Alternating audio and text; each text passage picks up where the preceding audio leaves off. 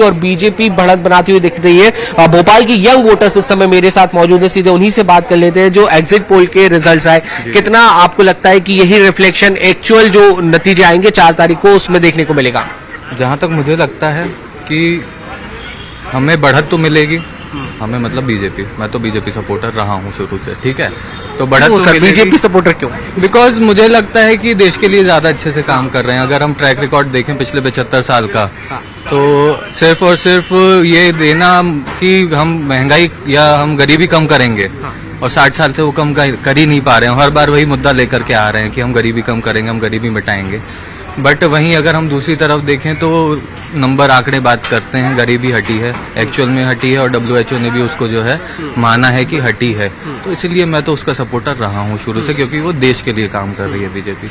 रही बात जो स्लोगन एक था कि अब की बार 400 पार, मुझे लगता है वो 400 पार होना थोड़ा मुश्किल होगा, पर बढ़त तो है इस बार। हम भले ही गठबंधन के साथ आए, बट सरकार में तो आएंगे हम, बीजेपी आएगी सरकार में। मोदी जी पे भरोसा कायम है? बिल्कुल बिल्कुल, हमेशा था और आगे भी रहेगा। ठीक है, तो देखिए जो वोटर्स है उनका साफ तौर पर ये कहना है कि पीएम मोदी पर भरोसा कायम है, और यही जो रिजल्ट्स आए हैं एग्जिट पोल्स के, ये आने वाले समय में परिणामों में भी रिफ्लेक्ट होते हुए नजर आएंगे। कुछ और भी लोग हमारे साथ हैं, उनसे हम बात करते हैं। सर, जो अभी एग्जिट पोल आया है, लगता है यही एक्चुअल पोल भी होगा जब 4 तारीख को नतीजे आएंगे? हाँ, मुझे ऐसा ही लगता है कि वही होना चाहिए। तो मोदी वेव, मोदी लहर का असर मानते हैं इसे आप?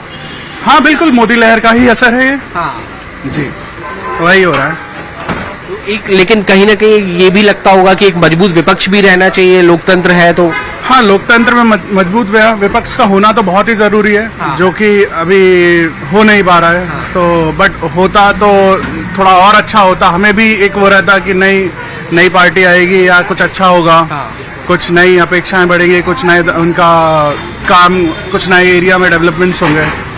कहीं ना कहीं ये नहीं लगता कि ऑपोजिशन पीएम मोदी के सामने, मोदी एक बड़ा चेहरा देश की, दुनिया की राजनीति का, कोई एक उनके सामने एक बड़ा चेहरा नहीं खड़ा कर पा रहा है, एक लीडरशिप नहीं दे पा रहा है? यही वजह है कि लगातार चाहे चुनावों के नतीजे हो या एग्जिट पोल्स हो, बीजेपी लीड करती हुई दिखाई देती है। हाँ, प्रयास तो बहुत कर रहे हैं विपक्ष, पर हो नहीं पा रहा है। जितने भी विपक्ष हैं सारे। लेकिन वासु, ये जो विपक्ष का कोई मजबूत चेहरा ना होना, ये भी एक बहुत बड़ा कारण हो सकता है, क्योंकि पब्लिक के सामने ये भी सवाल हो जाता है कि अगर मोदी जी नहीं तो फिर कौन हो सकता है। दिनेश के पास एक बार फिर से रुक करेंगे। दिनेश, स्पष्ट समझ में आ रहा है कि एनडीए यानी कि बीजेपी एक बार फिर से सरकार बनाने के लिए तैयार है। दावा करती आ रही थी एनडीए, और उसके बाद अब ये देखा भी जा रहा है जो एग्जिट पोल के अनुमानित आंकड़े सामने आ रहे हैं। मेरी आवाज आ रही है? जी बिल्कुल बिल्कुल, आप बोलिए, बात करिए। कल एग्जिट पोल यहाँ पर निकल के सामने आया है लोकसभा चुनाव को लेकर, तो कहीं ना कहीं भारतीय जनता पार्टी यहाँ पर उत्साहित है, तो कहीं कांग्रेस यहाँ पर चिंतन में देखी जा रही है। लेकिन इस एग्जिट पोल को लेकर अगर आप बात करें तो विदिशा रायसेन लोकसभा सीट के जो लोग हैं वो क्या चाहते हैं, बातचीत करते हैं। जिस तरह बात की है यहाँ पर एग्जिट पोल सामने निकल के आया, क्या कहना है इसको लेकर आपका?